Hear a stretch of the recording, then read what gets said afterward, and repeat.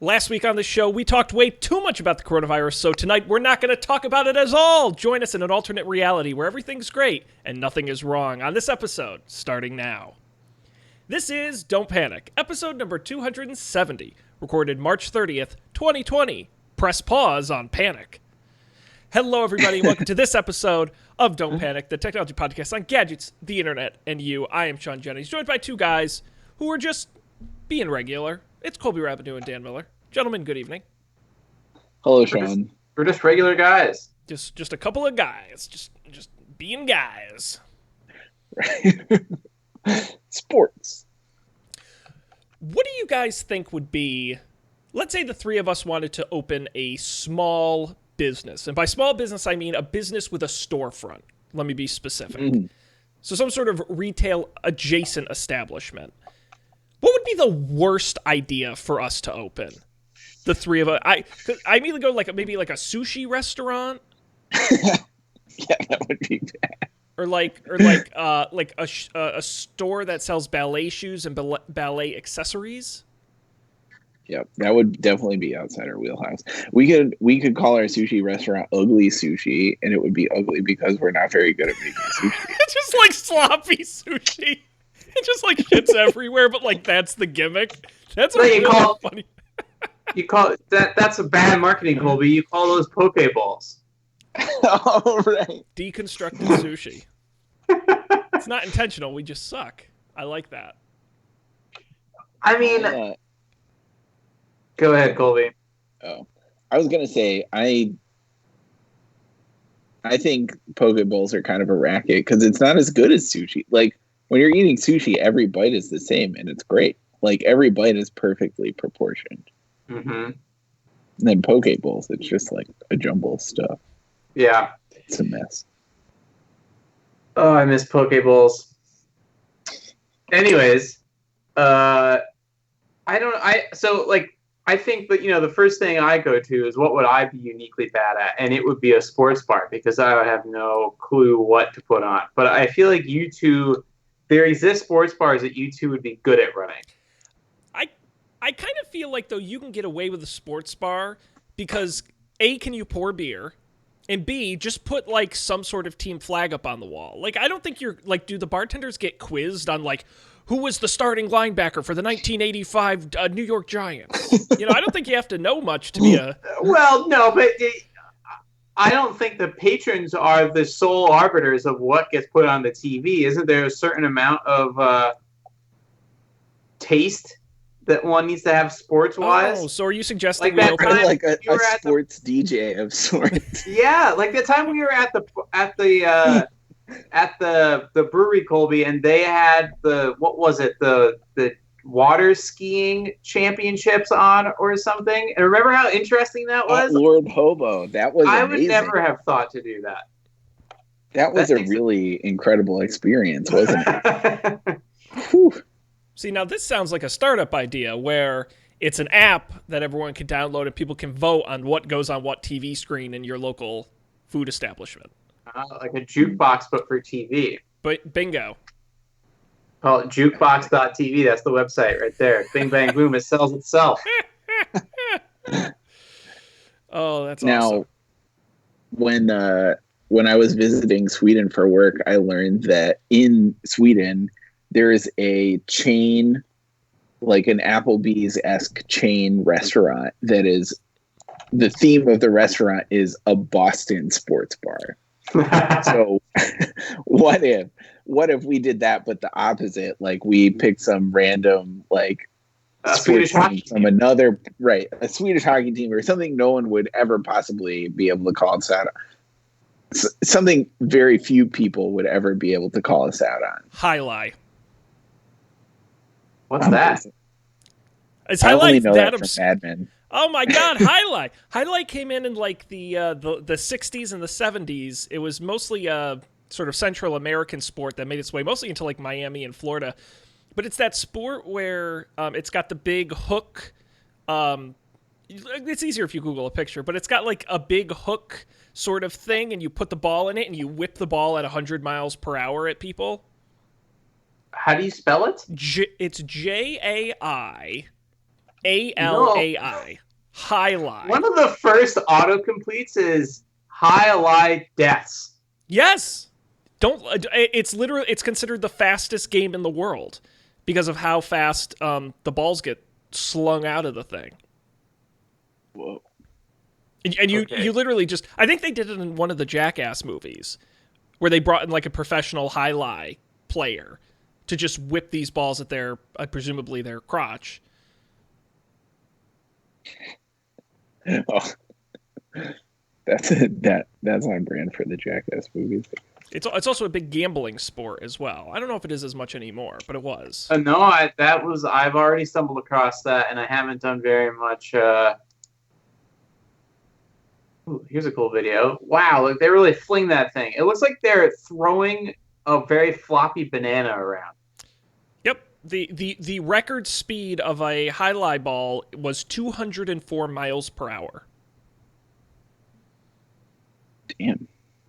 And when you see a whole bunch of them playing together, it looks like half human, half lobster people running around. It doesn't. I'm not sure it really looks fun. Maybe that's just me. It looks fun to fling one of them, but I don't know. I don't really understand how the game works. Yeah, never really caught on. But anyway, I would love to do a jai-lai themed bar. That would be, and it could be a tiki bar. Yes. That's true. That's true. Well, good. I mean, it seems like we've got a plan. So good, excellent. Look forward to our highly successful small business. Uniquely bad, though. I feel like there are a lot of small business, not a lot. It's easier to think of the ones we'd be good at. Mm.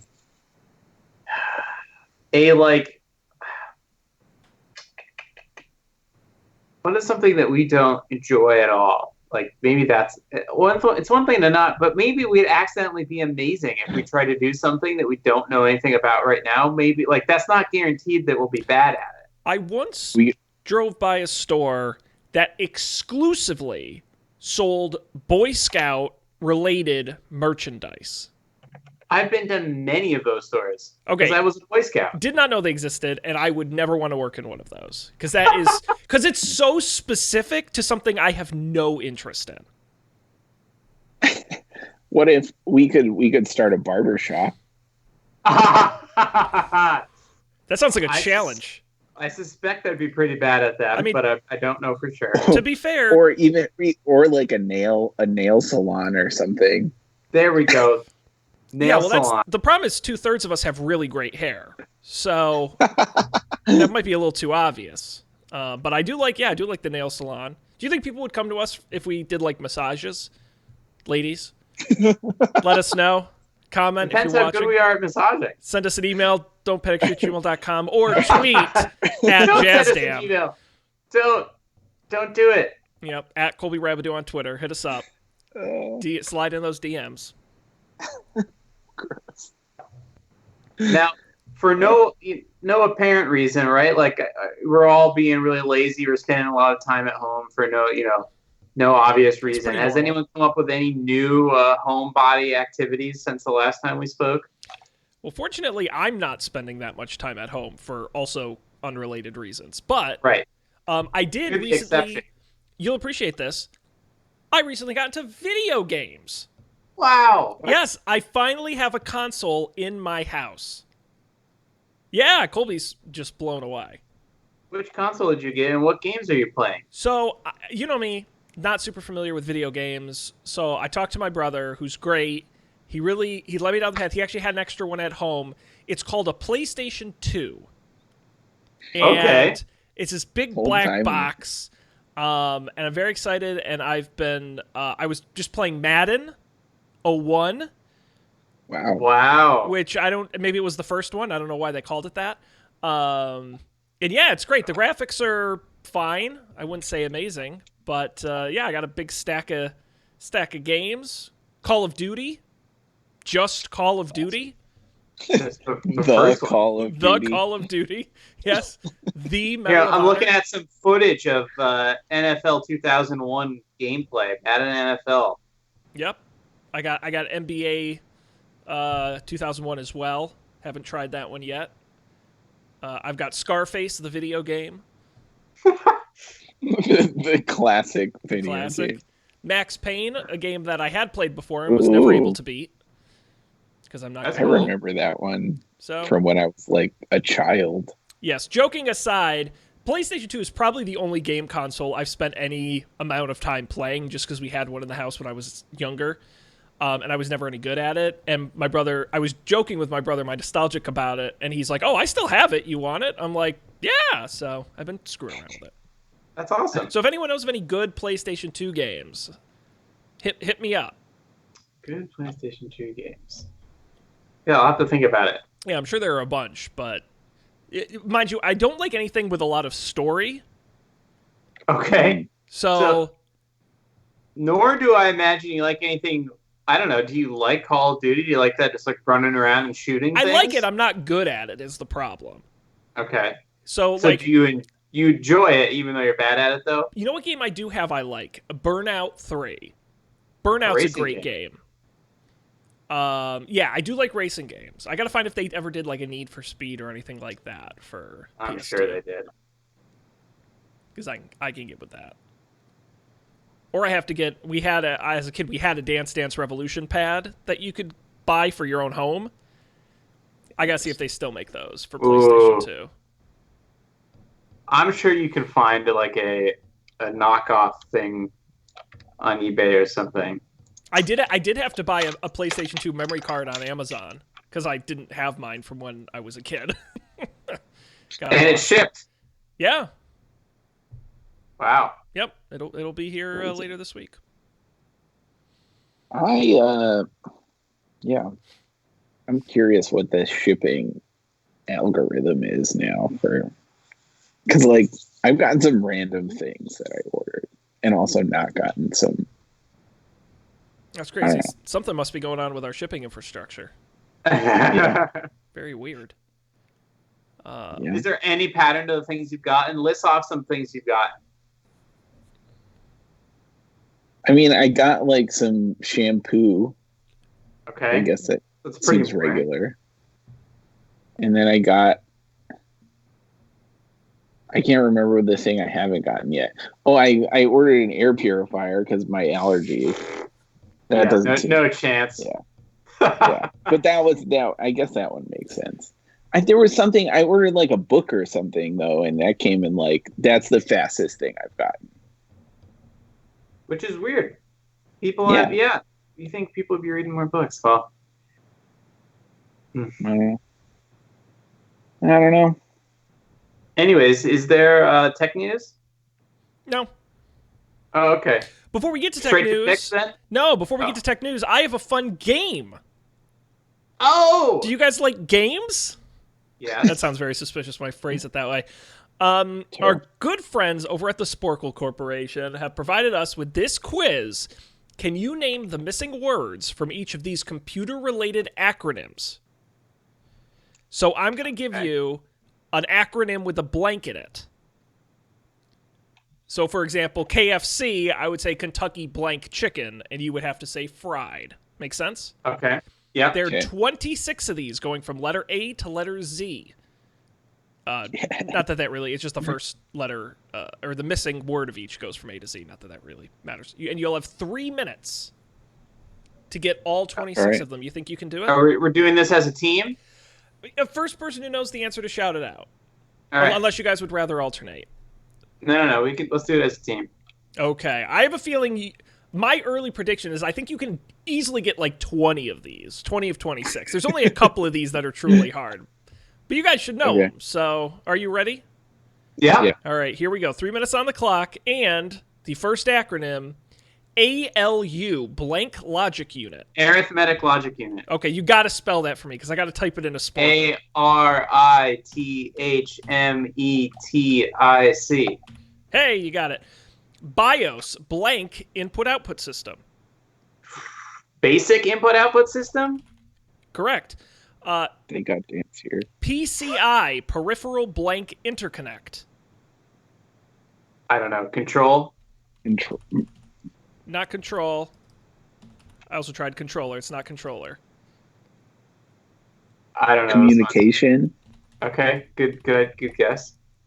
Nope, it's not communication. All right. Can we skip? Well, we'll find out. The next one is IDE, Integrated Blank Environment. Development. Go. Yep, you can jump around. LED, Light Blank Diode. Emitting. Emitting. Yep.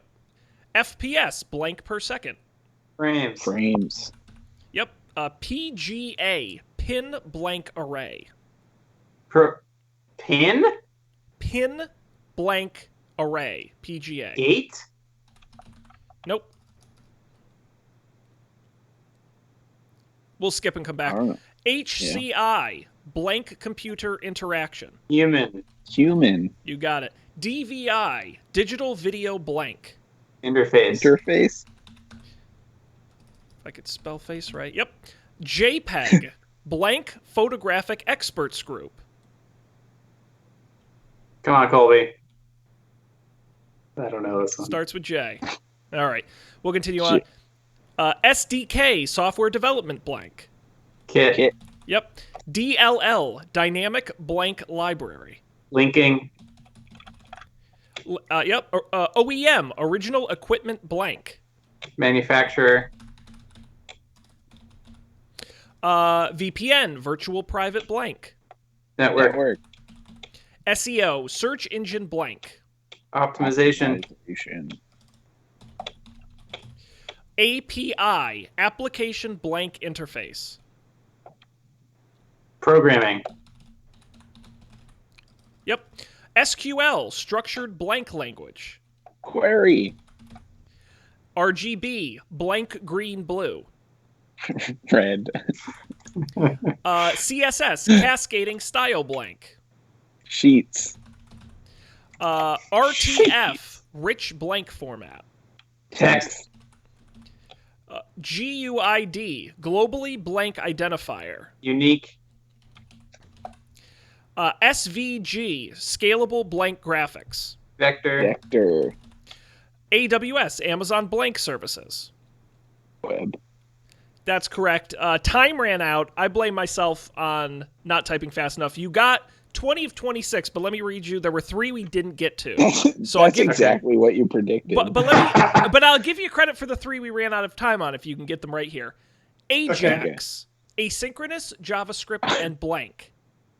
XML, baby. You got it. CMY, Side of an acronym. CMY, Cyan, Magenta, blank. It's got to be yellow. Is it yellow? It's yellow. And finally, ZIF, ZIF, blank insertion force. 0. You got it. So that would have been 22 out of 26. That's fantastic. What the hell does JPEG stand for? Joint Photographic Experts Group. You also missed PGA, Pin Grid Array. And PCI is Peripheral Component Interconnect. What the hell is a PGA? It's a pin grid array.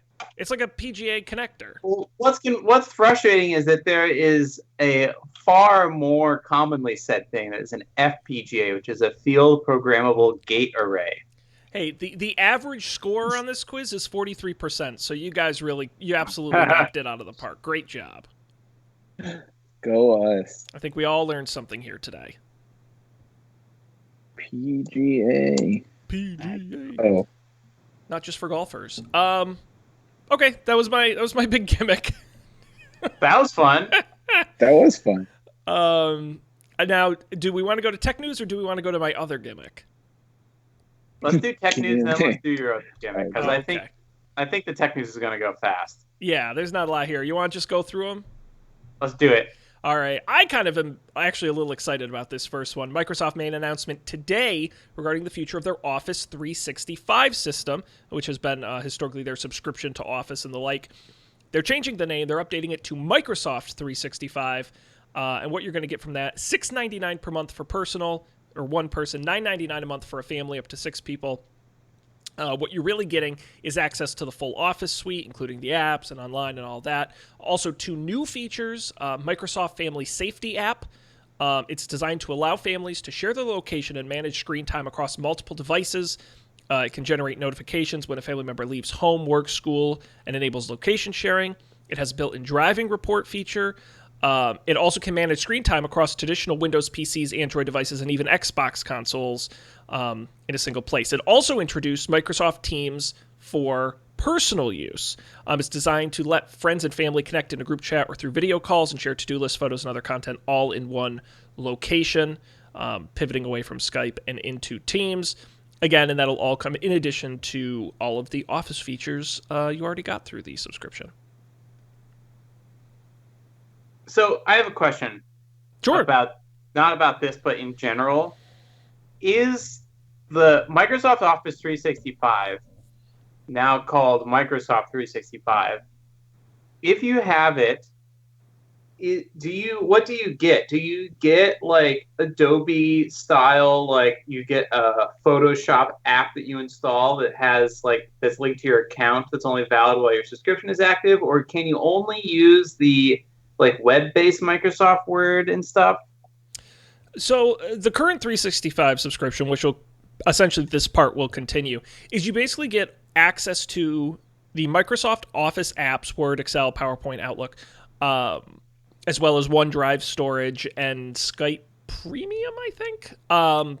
Anywhere those apps are available. So you can download the Android app and sign in. You can download the iOS app and sign in. You can download on your PC and sign in. You can go to the web version. You get all the different flavors for that one subscription. And you're right, Dan, you're credentialed in, and if you stop paying, you stop getting access. Okay. My second question, can you, what are the differences between the web versions and the desktop or app versions? Truthfully, less and less. I don't have like a specific list in front of me, but I've used both, and Microsoft's gotten really good. The Office online apps, especially Word, Excel, and PowerPoint, are really, really good, and they have all of the same sort of collaboration features that you're used to getting in your Google Docs, where it's the live editing and the tracking changes and all that kind of stuff. They're really good, and they were actually in this announcement rolling out Microsoft 365, they actually talked about a bunch of new features they were adding to improve the online versions. I love the online versions when I've used them. That's cool. I've never used them, ever, my whole life. Well, because me either. It says in this article that apparently, currently, 38 million people are currently subscribed to Office 365 Personal or Home. So that's a lot. It's kind of a lot. Yeah. Okay, has anyone told those people that Google Docs is free? Well, it is funny because, I think there are, I certainly know, obviously I have a business, so we wouldn't be a home or personal subscriber, but, we're not allowed to use Google Docs. We're forced to use Office. And like I said, I think we talk about this ecosystem stuff all the time, where OneDrive is automatically integrated into Windows, and talk about the family screen time because it's got Xbox and Android in it and the apps, and it's, they do have a pretty robust ecosystem. And I'd love to know what you guys think, I'm still not a fan of the Google Docs and Excel and that iOS apps. Oh, yeah. No, not really. They're not that great. I use them often, but I feel like most of, I don't know, does Google have any good iOS apps? Really? That's actually an extremely fair point. Yeah, the Google iOS apps are terrible. Gmail's not bad. I think Gmail's fine, but it still does the thing where it's constantly prompting me to open things in Chrome, and sure. I just don't want to. That is very fair. Yeah. I just think it's one of those things where just people are comfortable with Office, Is it obviously better or worse than Google Office? I don't know. I think $6.99 per month and $9.99 per month are competitively priced, at least. I mean, you're getting, I believe you get a terabyte of OneDrive with that. That's pretty good. So even that sort of pays for itself in a way. That's a lot of storage. Yeah. Yeah, I would agree. A terabyte. Yeah, for like $70 a year if you buy the year up front. Yeah. So, I don't know. I may actually get back into this. For me, the Google Docs does everything I need it to do since forever. Mhm. But I've never worked at a company that uses Microsoft Office. So, like, if you wanted to do some work from your home computer, it sounds like it would be fine just to use the web Office stuff. Yeah. If you, for example, only had a Chromebook.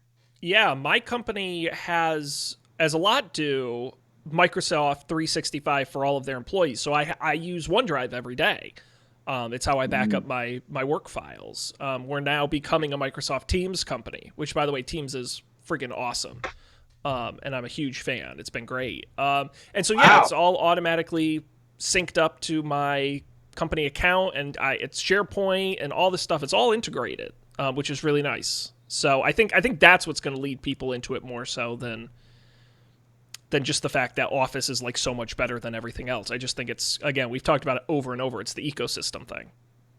What do you like about Microsoft Teams? So I've never used Slack or any other sort of competitive service in a work environment, so I can't really compare it to that. But what I like about Teams is we were using Skype for Business before, which was not great. But Teams just works really well. The quality of the calls, of the voice and video calls, are excellent. I've had a number of all the meeting features work super well. It's great on Mac, which is really surprising. I've had no issues. It's not perfect. I think the sort of threads and channels on Slack, I think, are organized a little bit better. But I think from a meeting and collaboration standpoint, like that, I think it works really, really well. And there was a story came out today that Slack is working to integrate Teams into Slack for calls in Slack. Oh, instead of their own calls? Yes, and this was like a super early, like it was the CEO in a conference mentioned it type announcement. But if that's the case, that's great, because Teams, the meeting stuff in there is awesome. That's cool. I use Slack. We use Slack calls sometimes because it's convenient. They have a cool thing when in Slack, when you're on a video call and someone is screen sharing, the people in the call can like draw on the person's screen. Oh, that's neat. Which is cool. So like if you're talking about something specific, you can just go like whoop, whoop, whoop, and then it like fades away after a few seconds. That's the only cool thing about Slack video calls. Yeah, remember when Slack bought the company Screen Hero, which made the best screen sharing software ever, and they only recently rolled out screen sharing in Slack, and it sucks? I don't remember that. I didn't know about Screen Hero. I think about that all the time. Oh. Cry a tear. Yep. Well, if I keep having great results with Teams, we may try doing this show from Teams. Whoa. Because then we can move on. Then we can move off of the good. Slack, and we can do the whole thing in Teams, top to bottom. All Teams all the time. Okay. These guys are like, please don't make me get off of Slack. Please I'm don't make very me install skeptical, another but- app.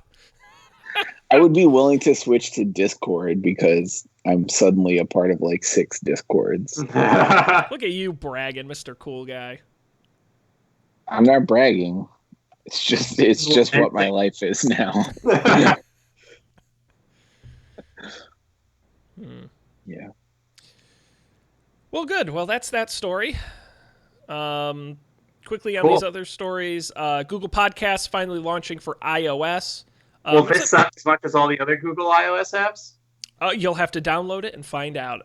Really, they don't claim any particular innovation over other podcast apps, other than the fact that it syncs using your Google account to other devices. It's available for free. You can download it now. Our podcasts are on there, so there's that. Yes. And then I just threw in this story just because I thought it was neat about Dell Mobile Connect, which doesn't apply to everybody, but Dell rolled out a new version of their Mobile Connect app, which comes with their most current PCs. Version 3 lets you control your phone, your iPhone, using your PC's keyboard and mouse. You can also drag and drop photo and video files to transfer them between the two devices, and you can send SMS messages from the Dell computer without needing to keep the iPhone app open in the foreground. Huh. And I think that's awesome. Yeah, That's kinda cool. I've been doing all my work for the past couple of weeks from a Linux computer, which has been good in some ways, but the number one thing I miss is the text message integration with my iPhone. Mm-hmm. So if they could figure that out, that would be super swell. Yeah, I wonder what Dell is doing that a neutral third party isn't doing on any Windows computer. You know, is it just because they got around to doing it first, or is there like some hardware specific thing that would make the Dells? I can't imagine so. I would agree, but yeah.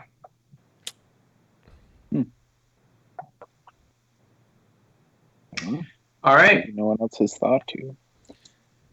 Well, there's our tech news. There's the news. All the news that's fit to talk about. Sean, what's your next gimmick? Guys, we've been doing the show for a long time. Believe it or not, we are coming up on our 7th anniversary in June, which is downright irresponsible. Someone should have stopped us by now. But that means we have a lot of history to the show. So I thought I would look back at the last time we did a show on March 30th. That would be March 30th, 2015. So I pulled a couple stories that we talked about on that episode. Starting with the Livestream Wars. Do you guys remember Periscope versus Meerkat? I've completely forgot about Meerkat. Because this would have been just after South by Southwest, which is where Meerkat really exploded. This article was published on March 26, 2015. I'm talking about Meerkat raising $14 million, finding their big success. Meanwhile, Twitter had paid $100 million for Periscope before it even launched. Now, fascinatingly enough, 5 years later, neither app is really existing and or popular. And now live streaming is subject to Facebook's domain, arguably. For personal, I would say, live streaming. Right. The gram. The gram. Although Periscope is still a thing. I saw someone posted the other day, like, Joe Biden's going live on Periscope. And I'm like, what? Huh? Is anyone there? You know, I have a tweet roiling in my head. I don't know how I ended up on this list, but somehow I follow Joe Biden on Medium. And the only notifications I get from this start with a statement from Vice President Joe Biden, ... So every notification is exactly the same, and I have no idea what they actually wrote about. So I never open any of them. And it's like, is no one looking at this? Like, ugh. Just you, Dan. Just me. Maybe it is just me. It's a personal message to you. It's a statement. It's a It's not a message. Dan, I hope you're reading this. We also talked about in 2015, YouTube will reportedly take on Twitch with a new game streaming service. This was a rumor that was supposed to be unveiled then. And yeah, they did. And Twitch continues to beat it out, essentially, more or less. When did YouTube gaming come out? That's the funny thing is I don't think YouTube ever actually launched like a specific branded service. Oh, they did. Did they? Oh, well, here's an article from May 27th, 2019. The YouTube gaming app is shutting down this week. Right, the standalone YouTube gaming app is shutting down on May 30th, saying the spinoff had caused, quote, confusion among gaming fans. It's integrated the service into its main app instead, launching a game-focused hub that has already mostly replaced the old YouTube Gaming. YouTube Gaming did, in fact, launch in 2015. There we go. So it happened. It happened. Came and went. We lived through the entirety of YouTube Gaming. It's hard to believe. And speaking of things that came and went, our final story from 2015, Facebook. Facebook made an announcement during their F8 conference involving Facebook Messenger. We talked about this story a couple weeks ago. It says here from 2015, going forward, users will be able to install apps and make purchases inside of Messenger. The app's composer bar is expanding to give users access to more than 40 new apps in order to enhance their conversation. Businesses on Messenger will also allow users to have conversations with businesses and brands. Now, we talked a couple weeks ago how Facebook was essentially shutting that down. Oh, really? I completely forgot about that. You might not have. That might have been one of the weeks you weren't here. I think that might have been the one where, it was me and Sean. This story from February 28th. Yeah. I've used that, and it's been, it's fine. It worked. If a business had a Facebook thing, I would use that before tweeting at them, because then I don't know, it just felt like an actual conversation instead of me shouting into the void. And also all my followers, I don't want all my followers to see hey, my order, I need to cancel my order. Well, I'm surprised. I should be more specific because it's fun to make generalizations, but the chatbots, businesses, and games and all the other Explore tab and all that are being hidden, but not banished from Messenger. They'll still be accessible if users purposefully seek them through the Messenger search bar, pages, and ads on Facebook, or if there are buttons to start conversation on business's website or any custom QR codes that link to the business account. So they will still exist. Essentially what they killed was the Discover tab and all of the various pieces of content that lived there. Interesting.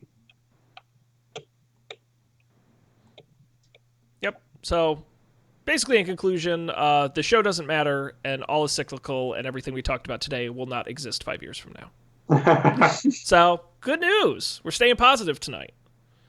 I wonder what oldest story that we've done that is still around and kicking. Well, I believe... See, I got to Google this now. I believe on our very first episode, we famously talked about Google Internet balloons. Yes. And I believe that project still exists. I thought I just saw something on it not that long ago. Yeah, this is from July 2019. Google Internet Balloon Project is about to start its first commercial trial. I don't know if there's been an update since. But that still exists.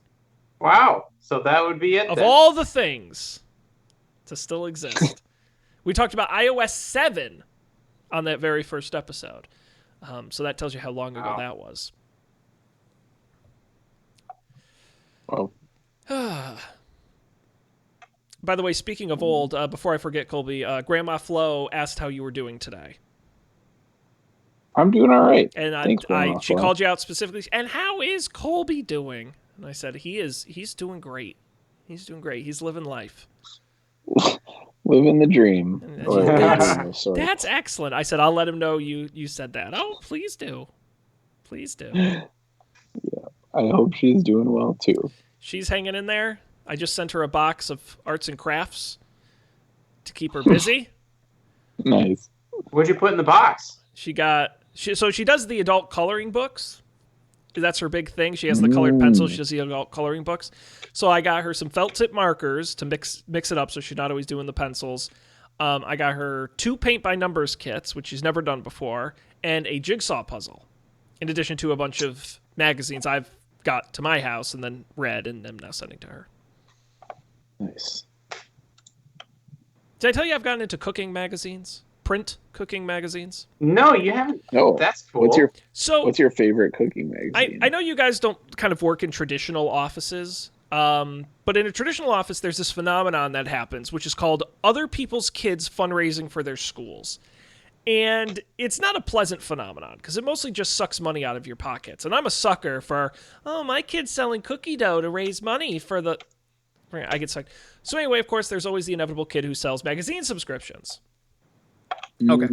Oh, my kids are selling magazine subscriptions for their school. Great. Let me take a look. So I picked up Taste of Home, which is basically an all recipe magazine, which is great. I'm a big fan of Taste of Home.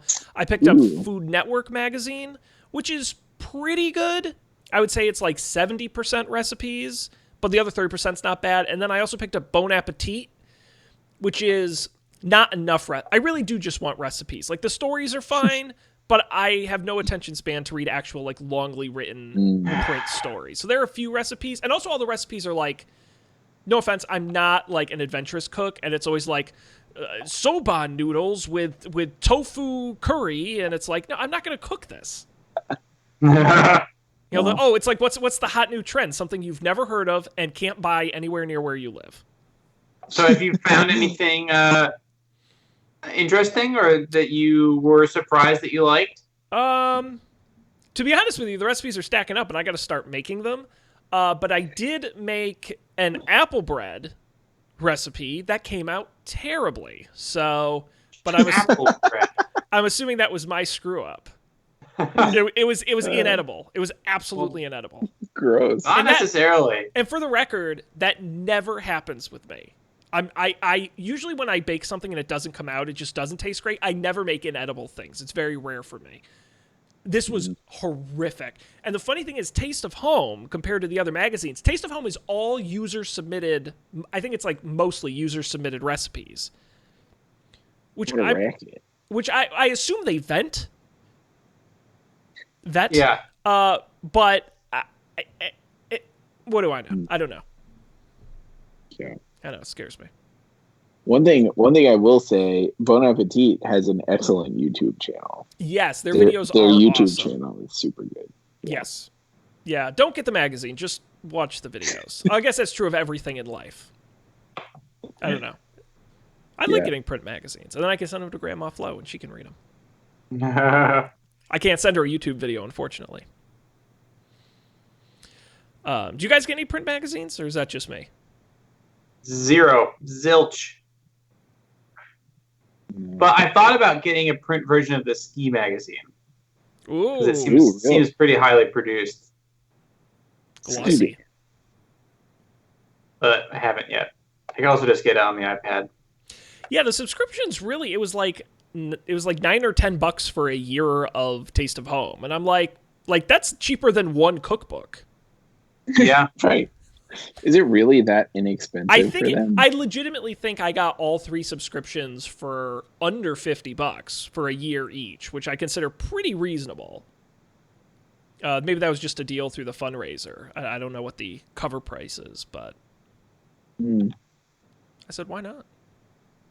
Why not? And I am a subscriber to the Agawam Advertiser News. Got to support local journalism. With such breaking stories as church supper to be held this weekend.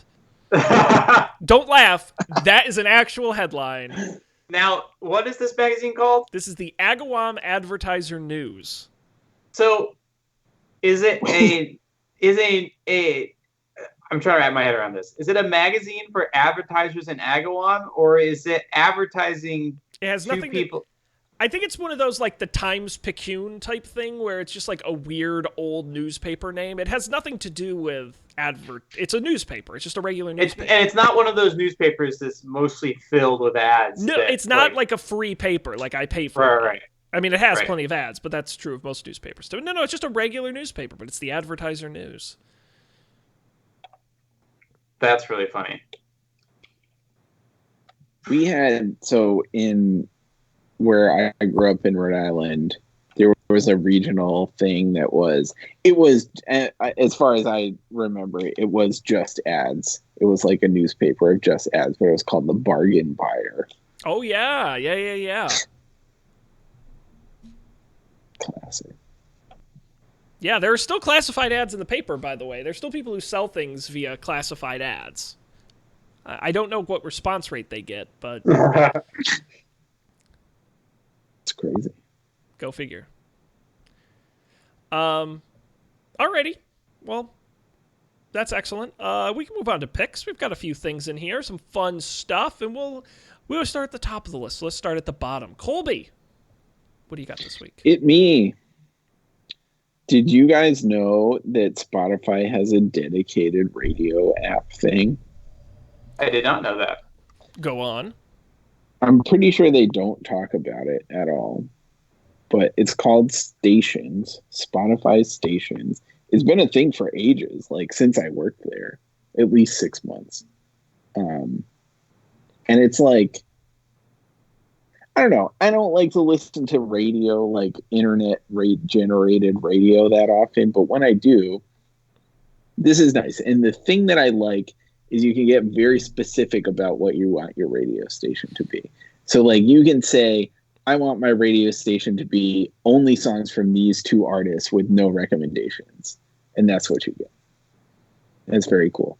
Or you can say, like, I want my radio station to be, like, based on this specific artist, but with recommendations for other things. Oh, that's really... Because, I'm a big Pandora guy. All I want are the stations. I don't want, like, making my own playlists, because that's not fun. Right. But this seems like a little more flexible. Yeah. It's, like, both flexible and...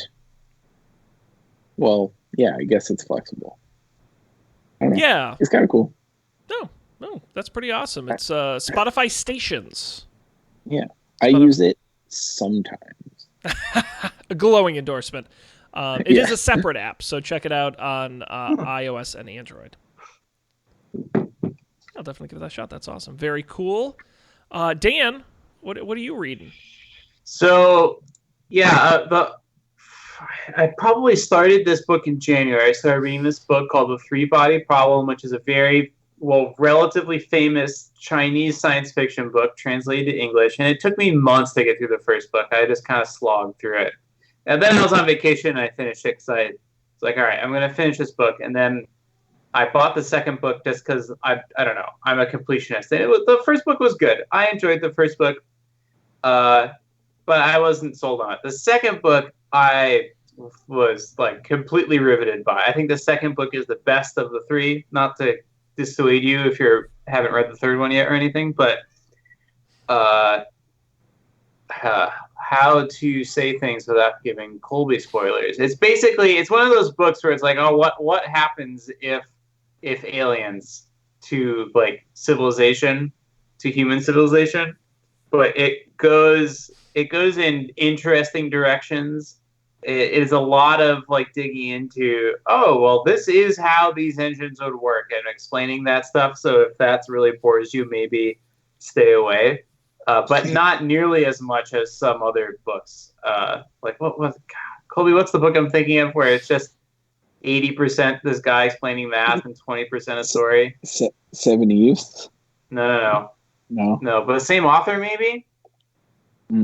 Cryptonomicon, thank you. It's not nearly I never finished. It's not nearly as bad as Cryptonomicon, but it definitely still has some of that. So if you have a lot of time on your hands for some reason, you want a nice long book. I started this book last night. I'm already 10% of the way through. I was like, what is this? I paid $9 for this? No, pay $9 for Three-Body Problem. It'll take you 2 months to read, and it'll be interesting. And then you'll get through the second book, and it'll be amazing. I read the first book, and it was fine. As you described, it took me some time to get through it. But it took me like I feel like I wasn't interested until like 2/3 of the way into the book. Yeah, same. And I think if you like what made that part interesting, like the second book is just all of that stuff. That sounds good. You'll have to queue it up. I would love to give this book crap. And I kind of want to, but then I was reading, they have the little section where they have all like the pull quotes from other science fiction authors you've never heard of. But the first pull quote is wildly imaginative, really interesting, says President Barack Obama on the Three-Body Problem trilogy. I'm like, where does he have time to read this? That's got to be a mistake. There's got to be a guy whose first name is President and last name is Obama, and his middle name is Barack, and he just goes around, you can just pay him to quote stuff. I think he may, because this was translated to English in 2014, so this may have been a post presidency read on his part.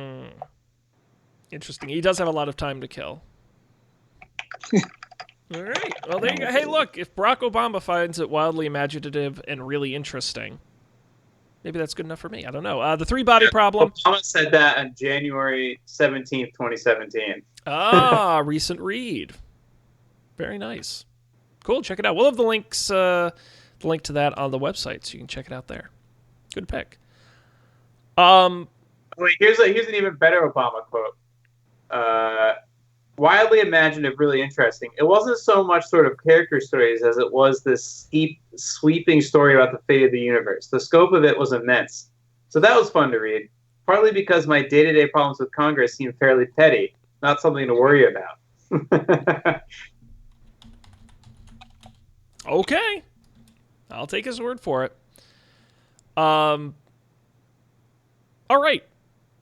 Let's continue on, shall we? Now that we've got something for you to listen to and something for you to read, now I got something for you to drink.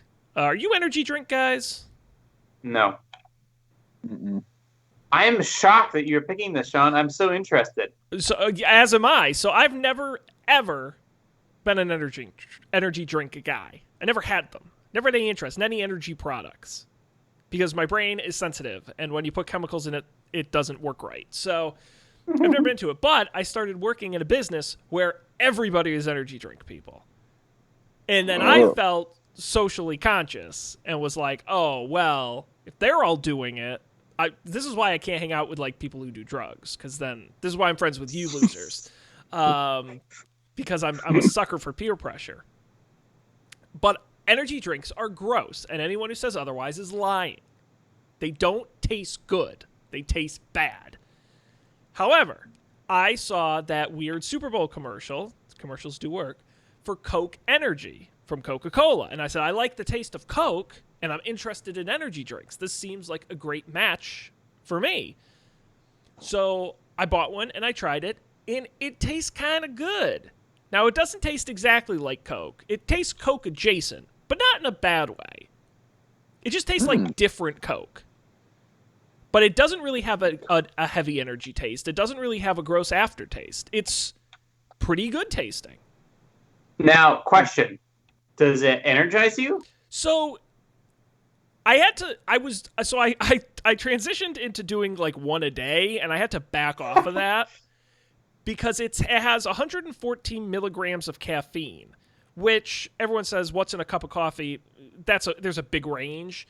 That's about, considering if it's like equal, it's a 12-ounce can, so 12 ounces of coffee is probably about that. So it's not like a crazy amount of like a Red Bull for the same size has closer to like 180. So it's not, it's a lesser amount of caffeine, which is one thing I liked about it. It gave me good energy without a huge crash. The issue I had is caffeine hangs in my system for a long time. So if I had it like any later than like 11 a.m., I wasn't sleeping right, even though it's not that much caffeine.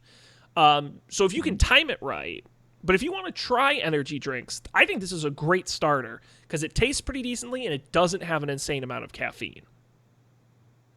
So that's my pick. I'm generally a fan. I keep a couple cans in the house, and the issue is on the weekends, I tend to run out of steam in the afternoons when I have to get stuff done. That's when I'll usually have one of these, mix it. I also get bored of coffee because I just drink coffee all the fucking time. And this is a good, like, instead of a cup of coffee, I'll have this. Another question. Yes. What other energy drinks have you tried, and can you give us a brief review of each? I've only had them, like, by sips. I've never, like, had a whole can of another energy drink. But I've tried Monsters, and I found them disgusting. I've tried Red Bull, and less disgusting, but still not a fan. Mm-hmm. That's sort of my general review. All right. Like I said, if you truly like the taste of Coke and want an energy drink, I would think you would like this. I just really want a Coke now. Well, what does a can of Coke have? 30 milligrams of caffeine, I believe. Oh. I believe that's right. So this is like drinking, 4 Cokes worth of caffeine. I will say for the record, I tried the cherry version. It's not good, in my opinion. Too syrupy. It's much better without the cherry taste. But okay, that's my opinion. So I would say give it a shot. If you want to try an energy drink, maybe you'll like it. Cool.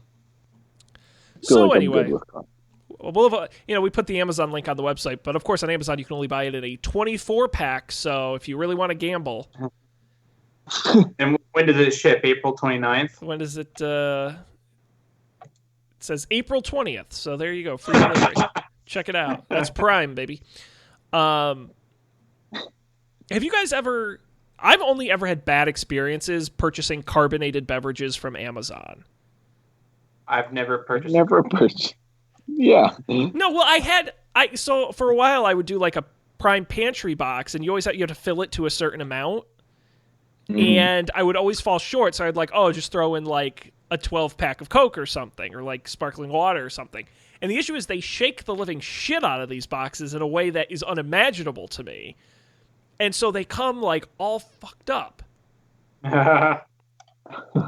Anyway, that's just, I've had them burst on me before when I like go to open them. They'll like explode on me. I genuinely don't know what they do. Maybe it's a temperature differential. I don't know. Could be. I've heard that Target is a good place to order like stuff like that from. Yeah, I've never tried. I've done like the Instacart version of Amazon delivery. But then I felt bad and then never did it again. Because this poor lady came to my house with like 8 boxes of Spindrifts and like had to lug them from like her personal car into my house.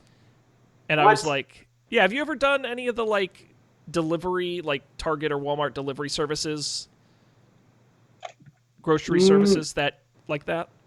No. And it's certainly not in New York. Like maybe it probably doesn't work that way in New York. Well, Amazon purchased, it's Shipped, I believe, is the name of the company, and Amazon bought them a couple years ago, and they've gone almost nationwide with them. So you might be able to get it. But it's exactly like a DoorDash or something like that, where it's just people using their regular cars to deliver your stuff, except they're like $100 orders of Target stuff. And the fees they get paid are ridiculous. So I kind of felt guilty and didn't do it again. Poor lady, she looked miserable. I think she drove like 20 minutes from Target to my house and got like literally like a $4 fee. And that was before whatever Shipped took out of it. So can't imagine how that's profitable. Anyway, we'll have the links to all 3 picks on our website. Guys, anything else you'd like to share? I'm good. I got nothing. Just hanging out. Hanging out. Well, I will quickly mention we didn't get to do it last week. I think I teased it on last week's show, so I'll tease it again. Later this week, Matt and I are doing the 4 dummies. I've learned a lot about beekeeping, so if you want to learn how bees work and how easy beekeeping is, you got to tune into Up for Debate later this week. We'll probably be talking a little bit on that show as well, as we just crowned the winner of our Winter Movie League. That officially closed. Our Summer Movie League is on permanent hiatus until further notice. I guess it's not really permanent. Hiatus until further notice because there are no movies coming out this summer so far. They've rescheduled a bunch of them already. So TBD on that.